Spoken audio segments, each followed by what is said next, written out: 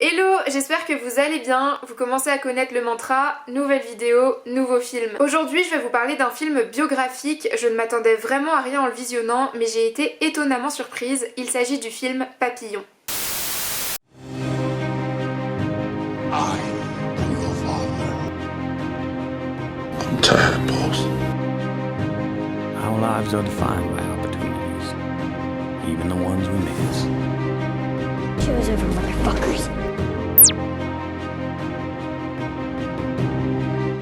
Papillon est un biopic dramatique américano-hispano-tchèque réalisé par Michael Noer, je ne suis pas sûre que ça se prononce comme ça, et sorti en 2017. Si ce nom de film vous dit quelque chose, vous en avez déjà sans doute entendu parler dans le premier film du même nom, Papillon, réalisé en 1973 par Franklin J. Schaffner, avec à l'affiche les plus grands Steve McQueen, Dustin Hoffman et Victor Jory. Les deux films relatent l'histoire de Henri Charrière, ou du moins un moment de sa vie. Et attention, accrochez-vous bien, mais le Papillon dont je vous parle aujourd'hui, donc le Papillon sorti en 2017, est l'adaptation cinématographique du Papillon sorti en 1973, qui est lui-même l'adaptation cinématographique du roman, je dis entre parenthèses, presque autobiographique de Henri Charrière. Son roman est presque autobiographique parce que Henri Charrière lui-même a modifié en fait certains faits dans son histoire. Il s'est inspiré d'autres histoires de prisonniers et il a inventé certains faits ou certains personnages comme son ami Louis Delga ou Degas, les deux se disent, dont je vous parlerai plus tard. Et moi j'ai surtout voulu vous parler du Papillon de 2017, notamment parce que c'est le plus récent et du coup je me suis dit qu'il serait sans doute plus accessible à des personnes qui sont moins dans le cinéma et à des personnes qui ont du mal à visionner des vieux films. Et aussi parce que j'adore les acteurs qui jouent dans ce Papillon, donc je voulais lui donner un peu plus de visibilité.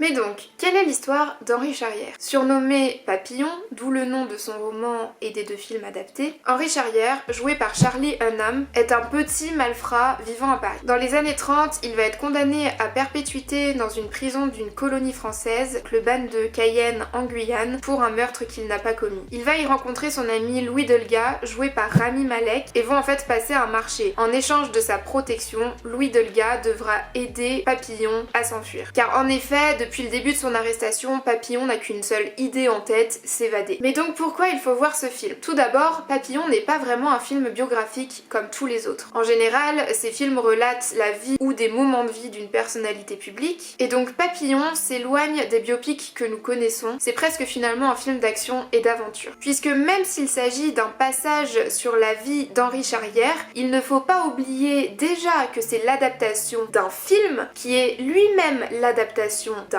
roman qui est pas vraiment autobiographique puisque Henri Charrière a modifié des éléments de sa vie dans ce roman. Je précise aussi que Papillon d'Henri Charrière a été un best-seller. Donc il faut prendre une certaine distance entre fiction et réalité puisque certains faits sont faux voire transformés. Mais cette histoire reste unique et poignante. Le courage de cet homme est sans précédent et il nous prend vraiment aux tripes. À la fin du film, on a même finalement un peu envie de rester avec cet homme et les personnages du film, de comprendre ce qu'il est devenu par la suite, ce qu'il a fait de sa vie, et personnellement j'ai lu quelques articles et regardé des documentaires pour rester encore un peu avec ce personnage et son histoire, et surtout je me disais tout le long mais comment c'est possible de faire subir ça à un être humain en fait. Pour moi il faut également voir Papillon parce que les deux acteurs ont vraiment fait un boulot formidable, ils dépeignent vraiment avec réalisme leurs personnages et leur duo match parfaitement. Le physique des deux acteurs correspond vraiment à l'essence des personnages, le duo fonctionne donc très bien et il nous captive. Rami Malek, vous me direz comme à chaque fois, est vraiment magnétique et il interprète l'ami d'Henri Charrière, donc Louis Delga, d'une telle façon qu'on dirait que ce personnage a réellement existé parce que je vous le rappelle, c'est un personnage créé de toutes pièces par Henri Charrière. Le personnage est faible puisqu'il a besoin de protection et Rami interprète vraiment cette fragilité et on a finalement envie de connaître ce personnage et de savoir qu'il a existé en fait. Les deux acteurs transmettent avec véracité la rage que Henri Charrière a éprouvée lors de cette erreur judiciaire. L'univers est très bien retranscrit grâce à la mise en scène. Le réalisateur a vraiment soigné ses plans. En fait, la caméra est constamment proche des personnages, comme s'il a voulu finalement représenter la prison dans son film. La tension est donc bien présente et on veut croire nous aussi de toutes nos forces que Papillon va s'échapper. On s'immisce vraiment en fait dans leurs pensées et dans leurs sentiments. Certains vont catégoriser ce film comme un film plus divertissant que bon en soi. Pour ma part, je l'ai vraiment trouvé très bien réalisé, bien interprété et très juste. Pour finir, on ressent vraiment une véritable tristesse à la fin du visionnage, parce qu'en fait on a été tenu en haleine